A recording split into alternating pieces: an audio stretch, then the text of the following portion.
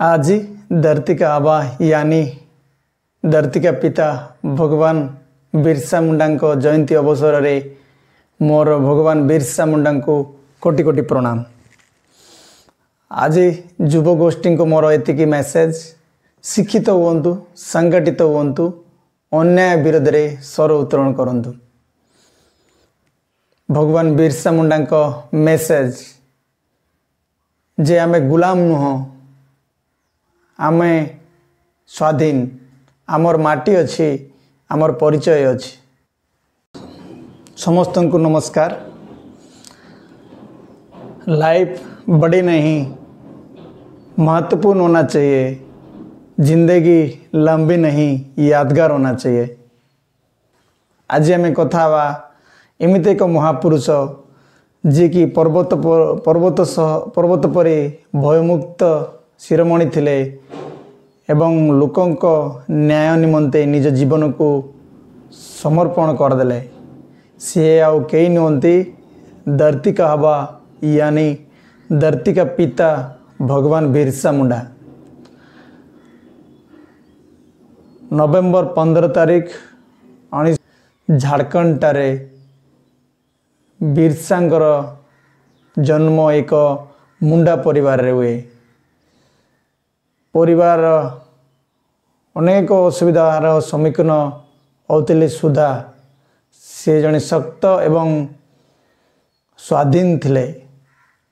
सेतेबेले से समय रे झारखंड रे मध्य ब्रिटिश एवं जमीदारंकर राज थिला। ब्रिटिश टैक्स उपरे टैक्स एवं अत्याचार उपरे अत्याचार से झारखंड आदिवासी मानक उपरे मध्य चलथिला एवं सेठारे अनेक आदिवासी संप्रदाय उपरे जंगल जातीय द्रव्य उपरे मध्य टैक्स आदाय करा जाउथला।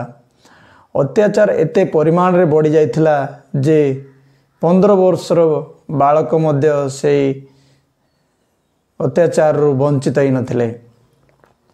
से निजको निजर जीवन को से लोकंकर न्याय देवा निमंते समर्पित करदेले एवं स्वाधीन आनिबा निमंते बा स्वाधीन निमंते वॉइस रेज करवा स्टार्ट करदेले एवं लोकं को एकत्र कले एवं लोकं को एकत्र कले निजर अधिकार निजर परिचय निमंते सजाग गले, जागृत कले। से लोकं को जागृत कर कहले, से लोकं को एकत्र कर कहले जे आमे गुलाम नुह, आमे स्वाधीन, आमर माटी अच्छी, आमर परिचय अच्छी। अभिमान पाई निजर माटीर स्वाभिमान निमंते लड़ाई कर यही आह्वान देते लोकं को एवं लोकं को से लोके से आह्वान रे एते परिमाण रे एकजुट हेले जे ब्रिटिश से समय ब्रिटिश मध्य डरी जाइथिला। छोट बयस रे मध्य एते बड़ उपाधि से झारखंड रे भगवान रूप निज परिचित करचंदी। सेटा आजिर युवपीढ़ी पाई बहुत बड़ इंस्पिरेशन, बहुत बड़ सोर्स ऑफ इंस्पिरेशन हबो। आमे किंतु आजिकाली रो युवपीढ़ी 25 वर्ष कौन 30 वर्ष रे मध्य मोबाइल स्क्रॉल करके बसचंदी एवं निजको का पुरुष भाव में घरे लुकायित भाव में रख निज का पुरुष भाव में निजर अधिकार रु वंचित होकर घरे बसिक रखिंट। शिक्षित हेले कौन हम, निजर अधिकार पाई लड़ाई न कले से पर्यंत से शिक्षार कौन अधिक आवश्यकता अच्छी। तेणु आज युवपीढ़ी को मोर आह्वान, निजर अधिकार पाई एकत्रित हुंतु एवं निजर अधिकार पाई शिक्षित हुंतु, संगठित हुंतु। जेमती बाबा साहेब अम्बेडकर कोटेशन अच्छी, शिक्षित हुओ, संगठित हुओ, संघर्ष कर, निजर अधिकार पाई लड़ाई कर। किंतु दुखर विषय आजिकल छात्र समाज खराब दिग आड़ को गति करुचंदी।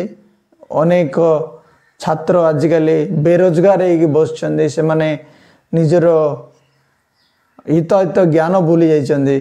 से माने अबाटक आड़ को चली जाउचंदी।